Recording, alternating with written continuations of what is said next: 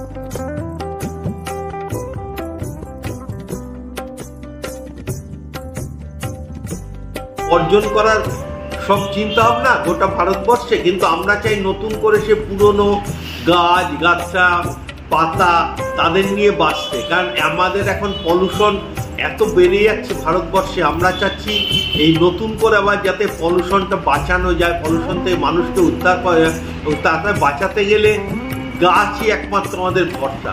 সেগুলো গাছে বিভিন্ন গাছের পাতা নিয়ে এবং বিভিন্ন গাছের অংশবিশেষ নিয়েই আমাদের এবছরে প্যান্ডেলটা তৈরি করছে। কোথাকার শিল্পী তৈরি করছে? আমাদের দুর্গাপুরের রস্তকা ডেকাইটার্স করছে। তারা মূলত মেদিনীপুরের পশ্চিম এবং পূর্ব মেদিনীপুরের শিল্পীরা আসে এবং কয়েকজন হাওড়া থেকেও বিশিষ্ট শিল্পী এসেছেন আমাদের এই প্যান্ডেলটা তৈরি করছে। এবছরের চমক কি আছে? এবছরের চমক বলতে আমাদের প্যান্ডেলের সঙ্গে আর একটা জিনিস আছে, সেটা হচ্ছে লাইট।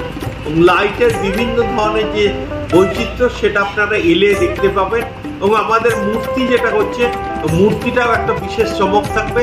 এবছরের শিল্পী আমাদের শ্রী অরুণ পাল। আচ্ছা, কত বাজেট আপনাদের পুজোর? আমাদের পুজোর বাজেট হচ্ছে এবছর 25 লক্ষ টাকা।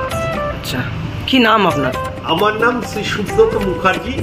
আমি এই স্যান্টোস ক্লাবের যেদিন জন্ম হয়েছে সেই জন্মদিন থেকে আমি এই স্যান্টোস ক্লাবের সদস্য।